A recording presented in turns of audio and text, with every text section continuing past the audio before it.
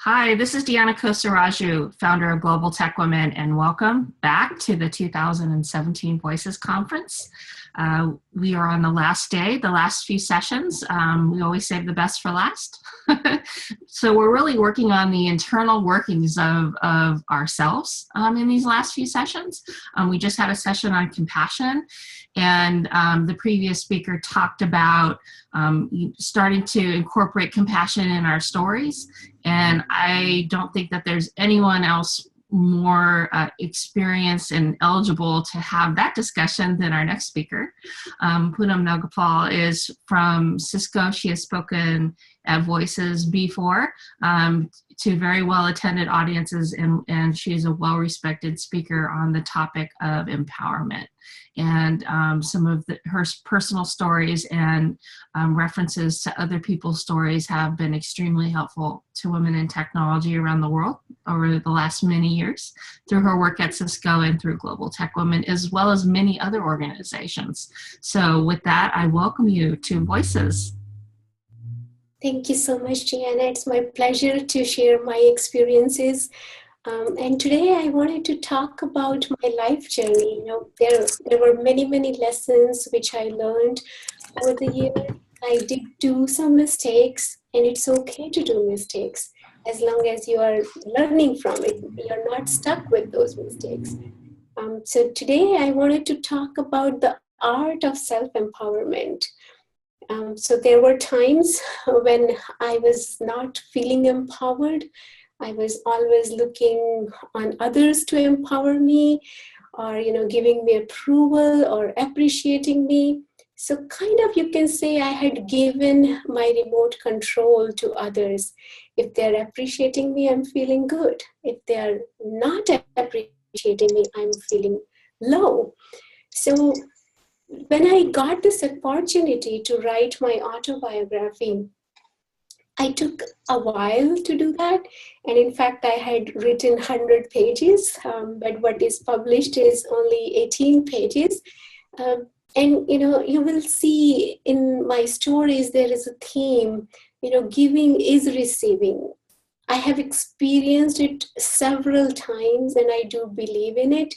When I wrote this autobiography, I had tears in my eyes many times when I was reflecting back.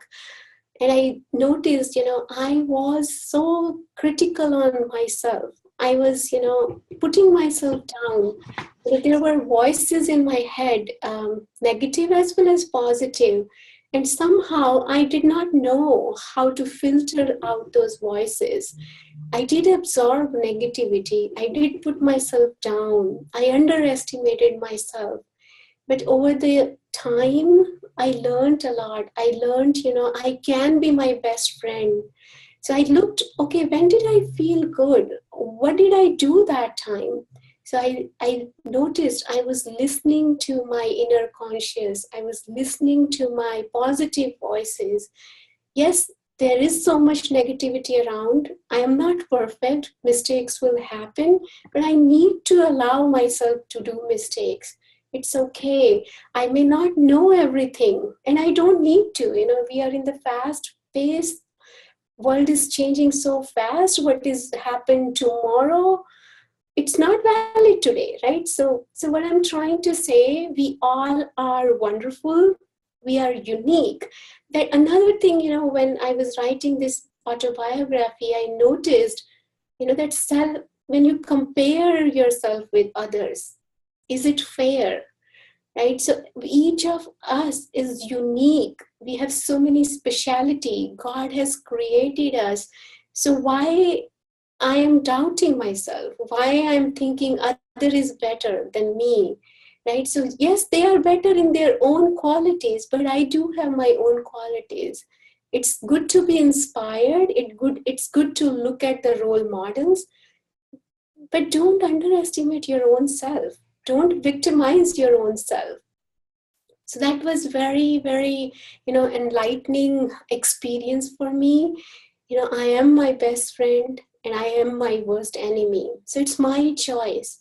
And how do I nurture that part of my mind which uplifts me, which gives me strength? So that's the journey I think I found out when I was writing this book. So Tiana, anything, what would you like, you liked and you want me to share with my audience more, please do let me know. Sure, absolutely. So I had the opportunity to read your autobiography, and I recommend to everyone, we'll put the link up on the website so people can get access to it. But I think that there's three common threads that kind of run throughout your life. The first one was when you were you finished up college, you did your first gig down in South Africa, and you came home and your father was ill. I'm hoping I'm getting this. So I feel kind of like Terry Gross on on NPR.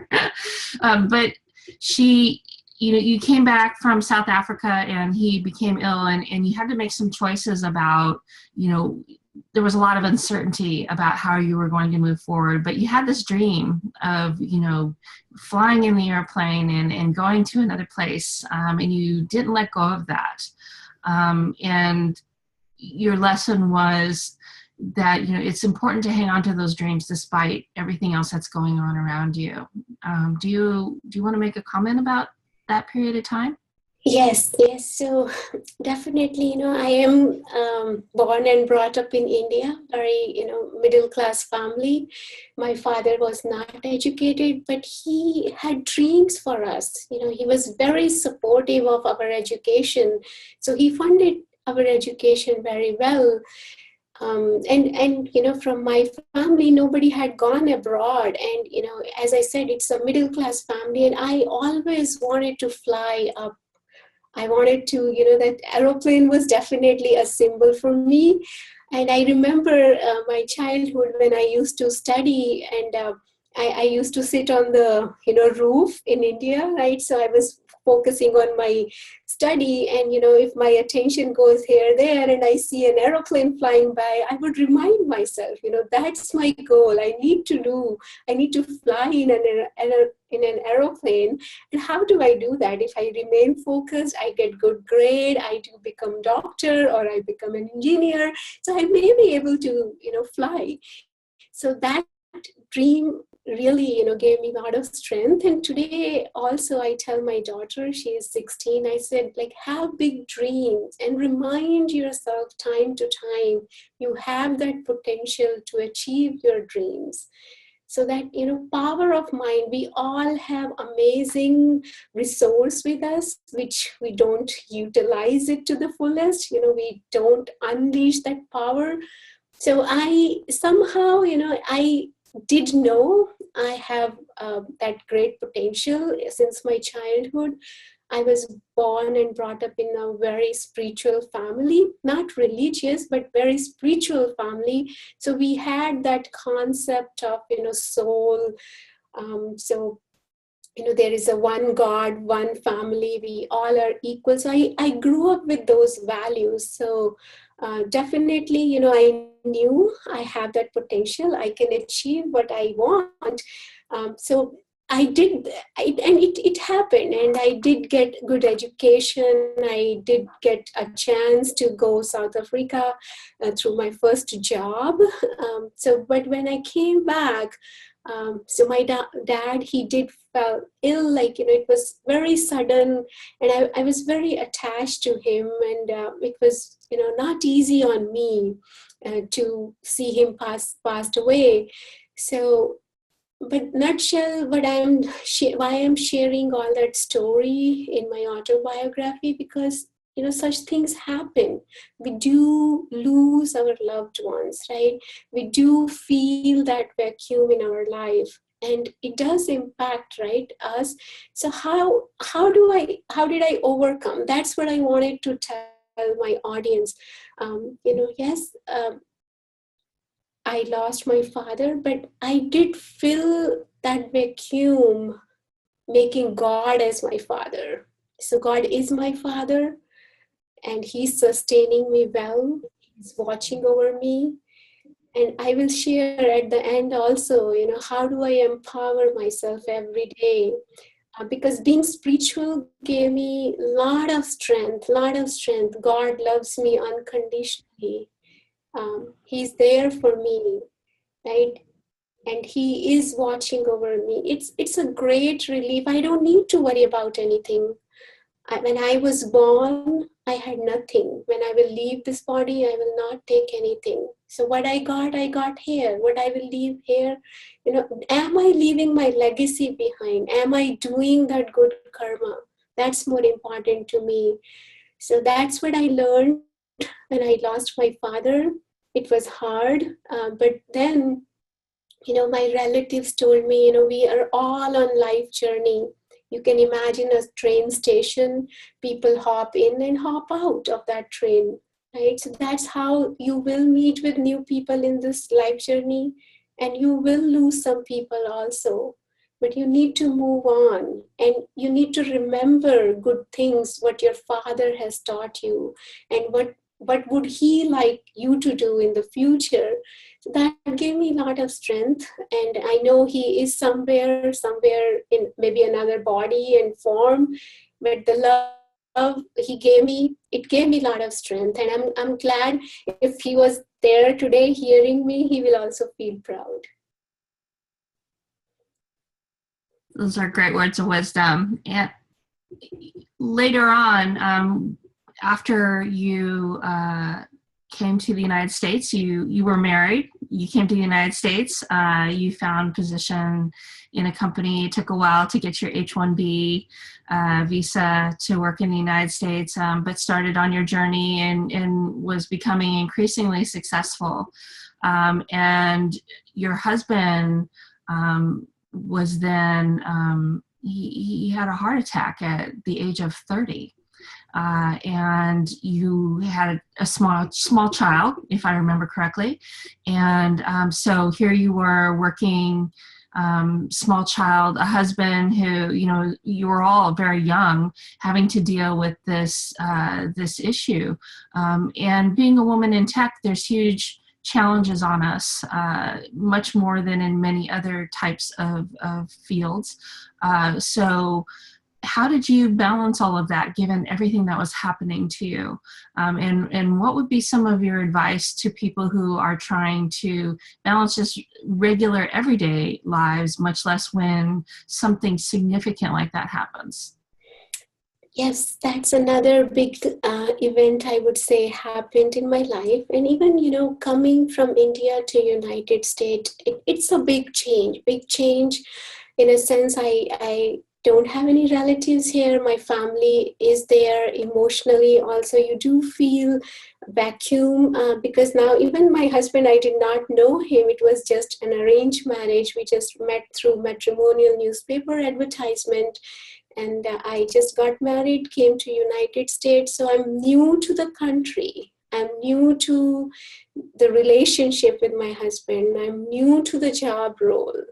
And in a year, I became new mom. So it was very, very overwhelming experience for me. And as I said, in my childhood, I was always, happy, healthy, or always helping others. And, I was not only focused on studies. I, yes, did get a gold medal in my, graduation year, but I was like always singing, dancing, helping others, and poetry and science fairs and whatnot. So it was a very well balanced childhood I had.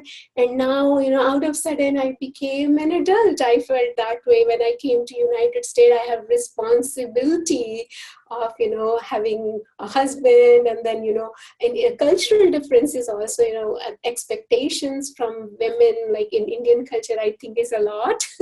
So maybe I did not train him well, or maybe he had that kind of expectations. I don't know, but it was too much for me to, become a good mom, and then good wife, and then good employee.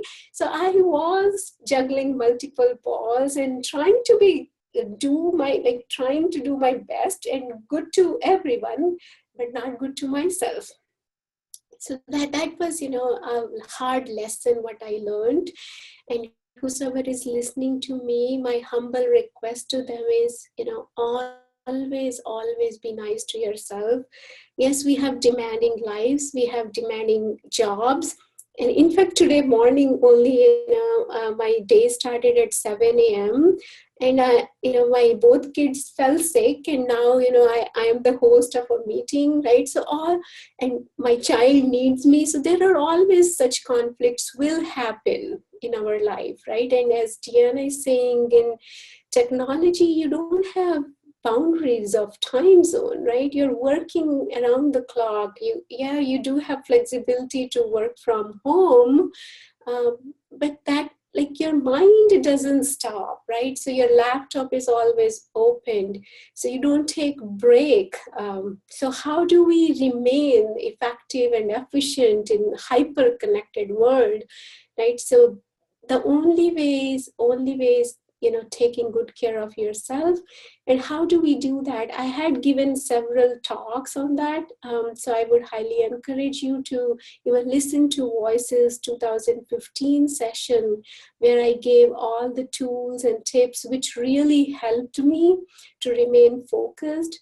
And not quitting, because quitting is easy. I did not want to do that. In difficult times, you do feel like quitting everything and just doing what is more important to you, but finding that balance is a challenge.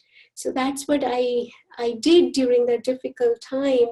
In the beginning, yes, when I came to United States, so it was a lot of challenges. I went through even postpartum depression, but I took that 3 months break, and with that, I kind of rediscovered myself, and I did what I wanted to do.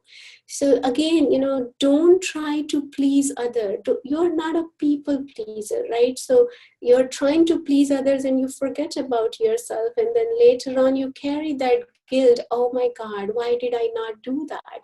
So take good care of yourself. Yes, difficult times can come in anybody's life. So how, like I told that in my biography, you need to nurture yourself, your spirit. When don't dig the well when you're thirsty, right? So you need to have that inner strength.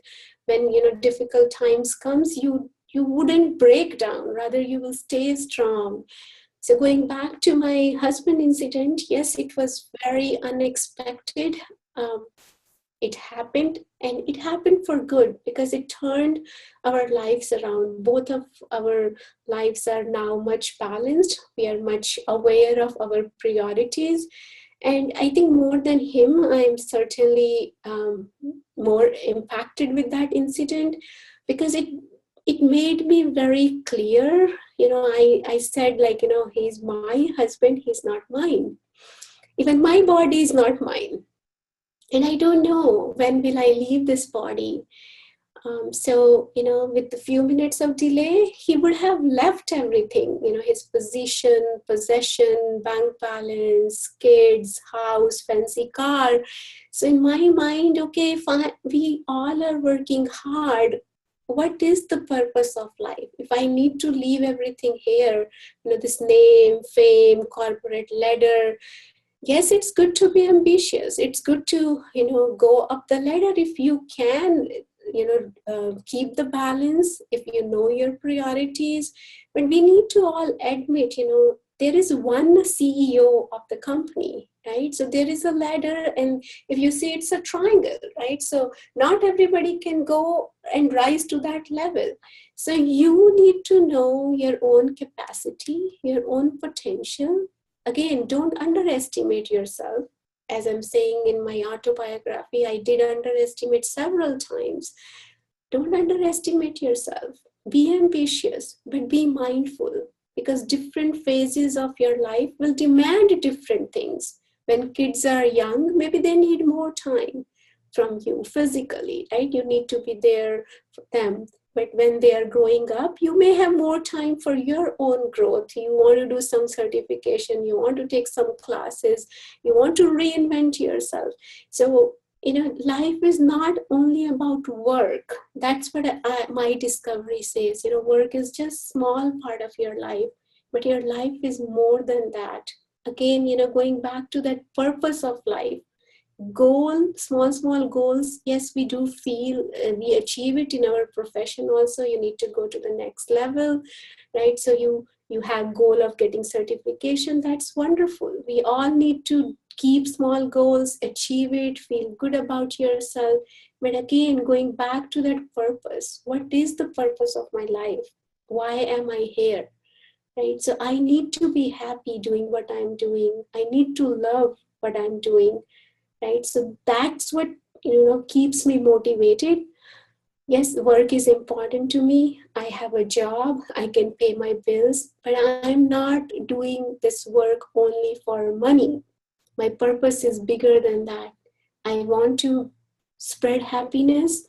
I want to make a difference in this world. And all of us can do that on daily basis. So you don't need a big event happening in your life. For me, definitely that event was awakening event, I would say. I did change my focus. I did change my priorities.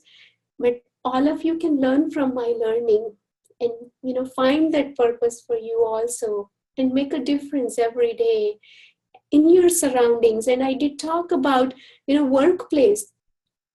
And the previous session also, compassion. Yes, people do sometimes underestimate me because of my softness, my nature, but later on they figure it out. I'm very powerful. I have a lot of inner strength. I can work under tremendous pressure and stay calm. I can deliver. So they do get amazed. Yes, wrong perception can happen, but now I decided, truth need not be proved. I don't need to prove to others who am I know myself. I know my own potential. And that self-empowerment, it happens within you. It starts from you. So, I will highly recommend all of you to rediscover yourself, look back, and I'm sure all of us have a great journey. All of us have a great stories to share with each other.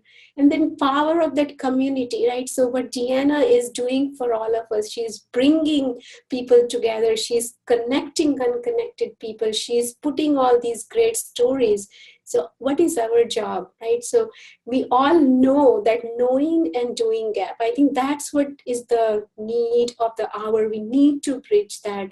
We know positive thinking is good, but ask yourself, how many times do you do it in a day when situation comes?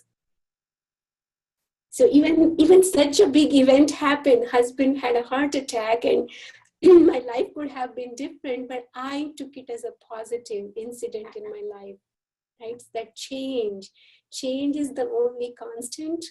Every day is different. I will stay positive no matter what. I think that's what we all need to reinforce. And there is so much on the internet. TED Talks are there, even books are there. Every year, so many books come, right? So, but am I doing it? Am I the in charge of my life or my career? Right? So that's what I think I wanted to give my audience, that perspective. Yes, you are the owner. Things are not under your control. Unexpected situations happen. But how do you remain prepared for that? The only way is you need to nurture yourself, spend time with yourself. And I'm not saying, this world is fair or technology is fair. Yes, biases are there. Conscious, unconscious, we all know that. Even I do face many biases on everyday basis. But do I need to get stuck on that? Do I need to absorb that negativity? Right? Somebody said something one time, but if I am repeating that 10 times or 100 times in my head, who is doing more damage, right? I am doing more damage to myself. Person said it once. So it's my choice. It's my responsibility. How do I want to respond to that? So anything else, Deanna, you would like me to talk about? So we talked a little bit about, early life, early career. You started to hit the stride of your career. this happened. And so let's fast forward a little bit. You've had a very prestigious career at Cisco. You've been there 16 years. 16 Right. years. And so, you know, we as senior women in technology have seen a lot of things over the last 16 years. Technology ebbs and flows, it changes. What you and I have probably seen is women choose often to do legacy systems to keep up that work-life balance. But oftentimes what I've seen at Global Tech Women is they don't keep their skills up even as their kids have grown. They don't get that certification because they're so busy juggling their busy lives. And then what happens is then technology moves and they find themselves not as relevant as they used to be. And finding a position in C# or ASP or pick anything that's been outmoded is very difficult to find. And so a lot of women find themselves, you know, out of work. And so what can we do as the senior women in technology? What advice can we give for women to keep this passion up and to keep their skills up and so that they can stay in this field and contribute to the good of all of us? A very, very relevant question. And as we are saying, technology is very, very fast paced, right? So things are changing, new things are coming, and whatever I had studied in my college is maybe not relevant anymore. So how do we keep ourselves reinvent ourselves, right? How do we keep ourselves up to date? So it's very, very important topic. Certification, as you said, is one way, but finding that time in your day, right? So we just have 24 hours and we have so much to do. So how do we do that? So one suggestion, like, Deanna, you are doing, there are study groups, even within Cisco, people are forming the study group, they help each other. So there are even online courses, right? Coursera is there. And I just came to the field of security 1 year back. And we do know security is very important in the industry. So I started using YouTube a lot to bring myself up to the speed. And I will say, never ever hesitate to ask for help. So you have wonderful people around you, you can always ask for help. So if I look back early in my career, I was not asking for help because I was having a lot of fear of being judged. People will know, oh, what will they think? I don't know this simple thing. So I was very, very, kind of shy person to ask for help. I had that fear of being judged. And I would like to share one story with all of you. Maybe it will help you. So that self-critical part, right? So when I was new in my career, so I was supposed to bring up a trunk. We had a switch and I was trying my best to bring up that connection between two switches, and I might have misconfigured it. I tried, and that time, internet was not that popular. A lot of resources were not available. So the only help you can do is you can ask your colleagues to help you. So I did go to my wonderful colleague, and I'm really thankful to him for giving me that lesson of life. And I told him, Rajulu, I don't know, I did something wrong. I am maybe not good to do that. Can you help me? So he corrected me. He said, it's not you are wrong. Its configuration is wrong. So don't find faults within you. Yes, misconfiguration happened, but you are not wrong. You can always do the right configuration and you are right.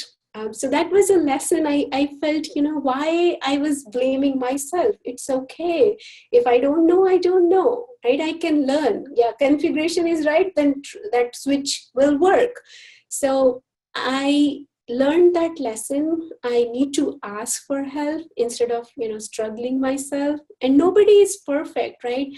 I don't know everything, that's absolutely fine. Other person might not be knowing what I know, right? So we can learn from each other, we can leverage each other, we should rather know our each other's strengths. So what I'm trying to say, to remain relevant, make that community, right? So you might not be knowing today about security, you know about, maybe I came from wireless, so I know about wireless. So share your knowledge with others and ask others to share their knowledge.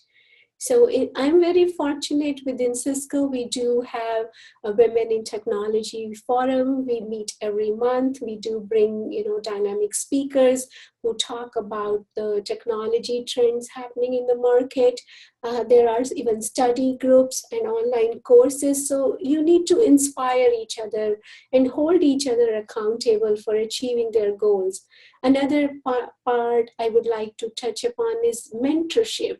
Right. So when I was early in my career, I think that time that mentorship concept was not very popular. But I did see, I did hear a lot of people telling they have mentors, and I never had it. So I did not know, what are the advantages of having a mentor. So when I moved out of engineering to services role, so it was now more focused on business. So my manager asked me if I had a mentor, and I said no, I don't. And I asked him for help. I said, if you know anybody who can, be my mentor, please do let me know. And he said, yeah, you have engineering background, that's good, but you need to learn about business acumen and communication with executives. So he assigned me a mentor, and I had that mentor for 3 years. And I will tell you, I had amazing experience learning from her. She gave me a lot of resources. She connected me with many more people, and I learned from that. So one way is to, do self-study. That's wonderful. But, another way is ask for help from your colleagues, or, whosoever is there in your community to help you. And then, have mentors. They can help you also. And I feel, that relationship is both ways, right? So it's give and take. You're taking away your mentor's time, but, in return, see what you can do for them so that that relationship is, more stronger and meaningful. So if there are people on this group that are interested in cybersecurity and maybe they don't have the types of groups like in your organization, I would strongly recommend Lisa Jagetz over at the Women's Society of Cyberjutsu. It's an organization, they're based out of Maryland, but they do a lot of webcasts and online training as well as groups. So they're one of the few women in cybersecurity groups that I know of, and they're just very friendly and kind. And no matter what level you're at, they'll meet you wherever you are, so that you can, start looking at that as a possible career trajectory. And so I strongly recommend it if you're interested in that area. Sounds good. Thank you for sharing that resource. Sure, and there's other group like lynda.com is, I think it was taken over by LinkedIn, but it's also another great resource. I know a lot of the multinationals have corporate relationships with Lynda, and it's Lynda. And there's a lot of great webcasts and services on there for people wanting to find a career change, as well as something else that you've probably done as well, because you attend a lot of events, talking to recruiters and finding out, what are some of the trends, where do you see the new positions coming from, is always a great way to stay abreast of the changes in our industry. Right, absolutely. Yep. I haven't done that part much because, as you said, I am in Cisco for 16 years, and definitely I did develop that emotional attachment with Cisco. I do treat Cisco as my family, and you might have noticed in my autobiography also, I did say, treat your colleagues as part of your extended family, because you aren't spending so many hours at work, right? So share your joy, your happiness, and even we all are here in United States. There is so much diversity we all bring. So there are cultural differences. So I'm very big on giving to my community. So I do share that joy, and I did see that positivity coming out from my surroundings. And when I shared my joy with them, they share with me, and then that relationship is great. And then you feel like going above and beyond to help each other when other person is genuine and other person care for you. So it really helps to deliver the quality product. So today we talk about organizations, why employees are not engaged, or they are not productive. So one reason is because we don't bring our wholesome to the work, right? So we think, okay, this is professional. I am just bringing my head or my hands to work. And to tell you frankly, no, I do bring my wholesome to the work, right? So as I was saying in the morning when I got up and I know both kids are sick, so there is some disturbance in my personal life, and it is going to impact my professional life. So definitely, we all are human beings. So we care for each other, and at work also, that if we foster that kind of relationship and that environment, I think we will be more successful and more productive. So I think we've covered kind of the three, trajectories through your life and how they kind of intertwine with one another. I would like to open it up to the group. If there's a question that you might want to ask, if there's a question about, a particular moment in your life that you're presently in that you might have something you want to discuss, you can take yourself off mute and ask the question, or you can put it here in the chat window and we can discuss. So there's one question here. Do you see it in the chat window? Yes, I do see it. So they are saying, how do you find good mentors to help you? So as I said, in my journey, definitely my manager was very helpful to find a mentor for me. And as I said, within Cisco, we do have a big community who is very passionate to help women's. And we do have even executive shadowing program. And so that's another way to find a good mentor. So other than that, what I did whenever you're having a change, like now I came to security, I am learning. So somebody who is a good role model for you, don't hesitate to approach them. Going back to my early days in my career, I was so hesitant to reach out to people for help or asking any question. Forget about mentorship. I thought that's not meant for me, or people will say no, what will happen? So, that so many voices in your head, you want to approach someone, but then you kind of step back and then negative voices dominate. So if you know somebody who can be good mentor for you, just ask them. Worst come worst, they will say no, they don't have time, but they will tell you another person whom you can connect with. So that's what my experience has been. So all people want to help, but sometimes it's like we don't take that first step. We don't ask for it.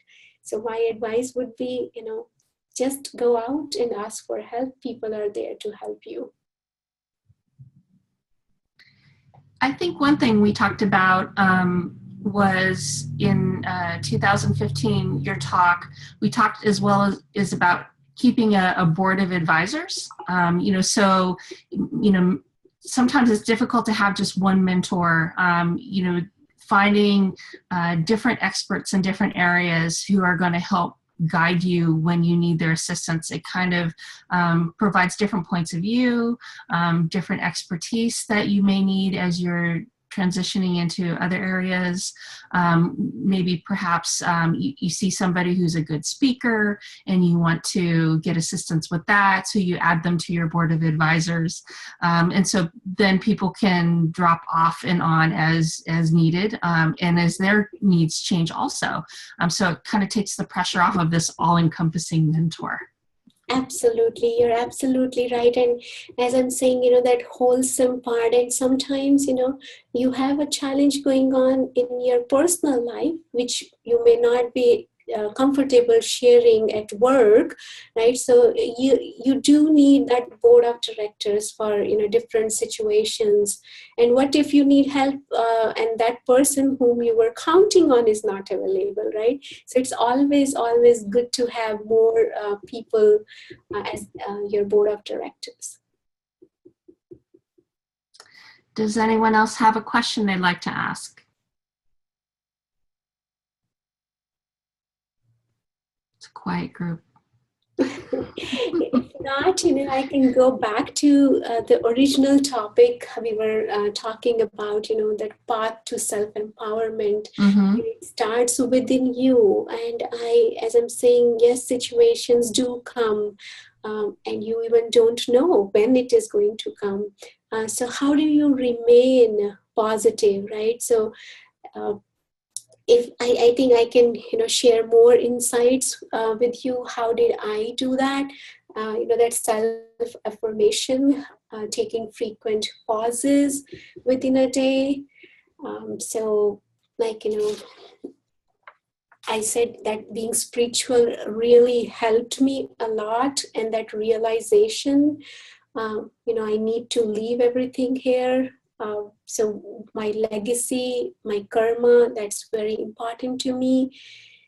So like why we are not able to do positive thinking, right? So I think that's what question I do ask myself. I do know positive thinking is good. I should be doing it. But why am I not able to do it? So if you churn on that, you will find out, you have a lot of influence going on around you. You do have internal influence, but you do have external influence.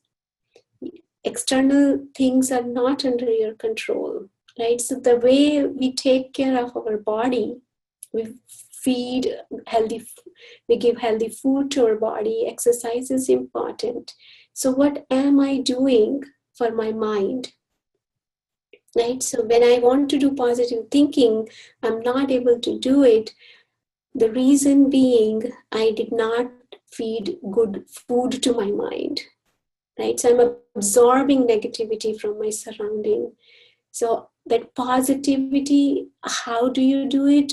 That positive programming. So I'm sure, all of you have done programming in your career at some time, right? So positive programming. So, and if you compare your system with the, human system with computer system, right? So you have that limited memory, like even computer has limited memory, right? Your computer will not perform good if you are not doing that, even a maintenance of computer or garbage collector, right? So you're like putting so many files and files are being opened, and then performance of the computer will go slow, will go bad, right? It will slow down. So same thing with mind, right? So when you're putting so much junk in it, garbage in, garbage out, mind has limited capacity. So what I'm feeding to my mind is very important. So like what I do start my day with positive thinking. I do end my day with gratitude, and I do take frequent pauses within my day. And we all can say, we are very busy, we don't have time to even reflect or take pause. I don't agree with that. We take bio breaks, we take water breaks, we eat food, so we can take pauses. And what do I do during that pause? Like I was saying, that positive thinking, so thoughts, I check my thoughts. I check my thoughts frequently.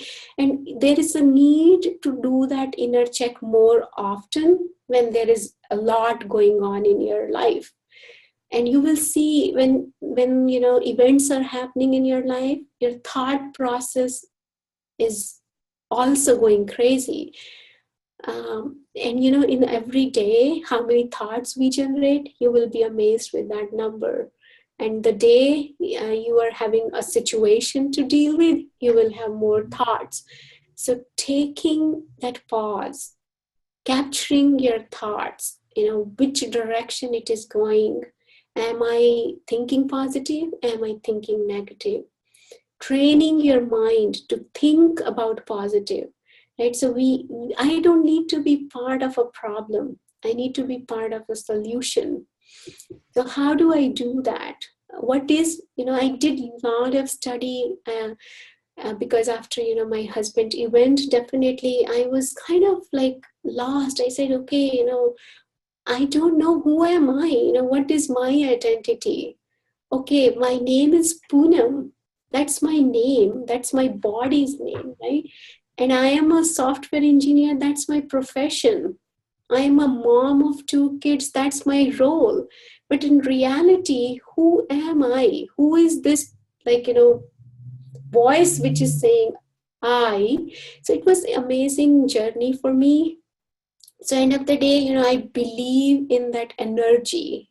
There is a living force which is driving my body, and some people call it soul, some people call it spirit.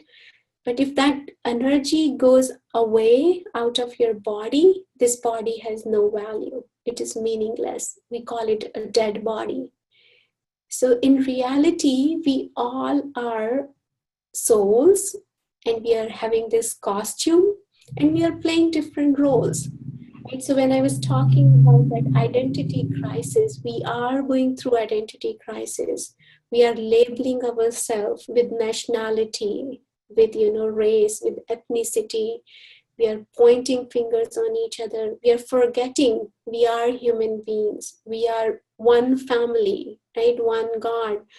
So it breaks my heart, to see what's going around in today's world, but we can keep it simple. We can, that kindness session we were talking about, that compassion, right? So, and it does help. That's what I'm living example. I was not compassionate at all to myself. And when I started with the self-compassion, wonderful things started to happen. That magic started to happen. I felt I have more control on my emotions. Again, what is emotion, right? So energy in motion. So what we think, as I think, that's what will happen. As you think, so you become. So if you're kind of criticizing yourself, cursing yourself, thinking negative about yourself, other person cannot have positive experience with you. So other person, sometimes you meet with some people without even having any relationship. You feel good talking to them, meeting with them. Why? Because that energy, that aura you exchange, that really matters. So, that self-empowerment, it's very important to first know yourself, who you are, and what is your potential. As I said, I am a soul. And why everybody likes peace, joy, that bliss and power and knowledge, because, that's what originally the qualities of soul, right? So why we drink water? Our body is made up of 70% of water. That's the reason we drink water, and often, because that's the need of the body. But what is the need of human beings, that soul, that peace, that joy, that love? So I need to first start with me, that self-transformation will bring world transformation. So I don't expect others to give me respect or give me love. It needs to start with me. A lot of women, we complain, system is not fair, people don't respect me, they underestimate me, right? So my what my journey tells me, I am not a beggar of respect. I'm not going to ask others to give me respect. I need to give them respect first. And I will keep giving them until it comes back to me. And there is that law of equilibrium. And I have experienced it myself. Yes, it happens, but you need to have patience. You need to have full faith. You need to believe in yourself. So good things will happen. But believe in yourself. Even, some people say, what do you mean by believe in yourself? Be comfortable, accept yourself the way you are. Again, going back to my original point, when you compare yourself with somebody, it is damaging to you. Either you can underestimate you can criticize yourself, or you can become egoistic. Both the things are not fine. Ego is not good either. So accept the way you are, know your strength. And I do talk about SWOT analysis. Know your strength and know your weaknesses also, and what you can improve on, right? So we are not perfect. We are on this journey. Every day is a learning. And, if you are committed to improve yourself, your surroundings will see that improvement. So the key point is, don't absorb negativity. Don't put yourself down. Things will work out. Have patience. So I don't know if more questions are there. I can talk. Yes, there's two more questions, but we're going to have to wrap shortly because I have to jump into another session. But there's two. One, Sophie wants to get into the field of cybersecurity and just wants to know how to begin with that. So if you could answer that briefly. And then the second question is, comprehends the need to give others respect and wait for it in return. However, there are some people who don't return it, and working in that situation can be exhausting. So both really good questions. Right. And then we'll wrap. Yep. So even though I said patience, right? So sometimes, I need to let go also, right? So I strongly believe in karma philosophy. So I might have done something wrong with someone. That's the reason, now it's coming back to me. I don't blame others for my situation. I take responsibility of my inner world. So as I said, they can do disrespectful behavior. I'm not denying that. But do I need to absorb that negativity? Do I, the easiest way, I'm saying it's easy, but I know it takes a lot of hard work, letting go, forgiving, forgetting, and moving on, right? So that's what I do in situations like when, your expectations may not be met. You were expecting other person to return respect to you, but there is no guarantee. That's another person's choice, right? So you can execute your choice, but other person can execute their choices. So I know it's hard work, but do reach out to me. I can share more details on that, but looking at the time, I will keep it short. And cybersecurity, Coursera has a lot of courses on cybersecurity. And I do know there are even Cisco Learning. We do have CCNA on security. That information now also is there. Within Cisco, we have resources. And Sophie, if you are in Cisco, reach out to me. I can help you out more. But on industry also, there are many, many resources if you do Google search on cybersecurity.